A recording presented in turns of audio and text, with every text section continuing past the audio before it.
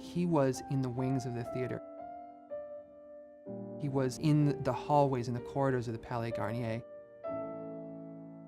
documenting these sort of almost superheroes, these people who are able to do things that no one else could do. To get this full sense of really how impressive it is, you need somebody who's going to be almost like a journalist, who's documenting the angles that you could never really appreciate from the cheap seats. You need somebody who's embedded, who's more than just a spectator, to really kind of bring those characters to life. And that's what Degas was doing with the ballerinas.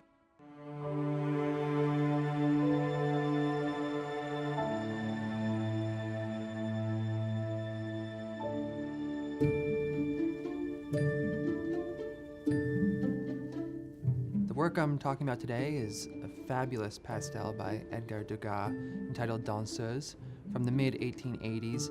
It is unquestionably one of the finest pastels by this artist to come to market, and in my opinion, probably the finest since 2008, when we sold the world record price. It's so finely rendered. It actually comes from a series, as do most of Degas' works on paper, certainly from this period. But he did multiple iterations in this scale of a dancer in essentially the same pose. But when you look at the detail, the level of resolution, the clarity of the form, and the amount of detail just even in the sitter's face, this kind of stands apart. The subject of this particular pastel is very likely Marie van Gotham, who's also the subject of Degas' most famous sculpture, the Petite Danseuse de 14 ans. And this work represents the intersection of his early and later career, where you're starting to see this riotous color appear, but in this case, it's showing up in the backdrop. And you can see him working through a lot of the complexities of the composition, being very experimental. In fact, the backgrounds change, so he illustrates various sets. In other words, it's clearly not meant to be set in a specific time and place, but rather something that he did from recollection or from a live model that he then puts into the setting of course, the Paris Opera House. One of the ways I think you can relate to Degas and his fixation, his fascination with dancers and the ballerinas of the Palais Garnier is that they're kind of almost like the athletes of their time. Today, we're so familiar with the idea of a poster of Michael Jordan dunking, but the only reason we have that image is because there was a photographer who was sitting crouching on the sidelines and able to get that exact angle. You look at the Paris Opera House, the Palais Garnier, which had been opened in 1875, so it was a relatively new phenomenon, and it became the epicenter of cultural life in Paris.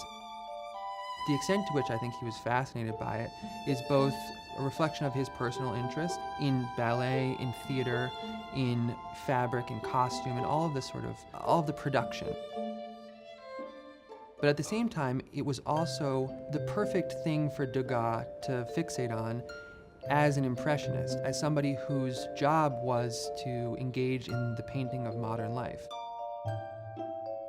Within that world, the layers of complexity, of psychology, of characters, and all the things that one could gravitate towards, one could take as their subject, one could investigate, both from a formal perspective, right, looking at color, looking at lighting, but also from the perspective of an ethnographer, right? What is the life of these dancers? There's no better provenance than a museum collection. Nothing's more exciting and nothing is more prestigious. And in this case, you had this work residing in the MFA Boston for almost 7 decades, really as a treasure, rightfully so. We are so thrilled to have this work in our Impressionist and Modern Art evening sale this May. It's one of the absolute highlights, and we're really looking forward to seeing the way that it's received by the market and the price that it's positioned to make.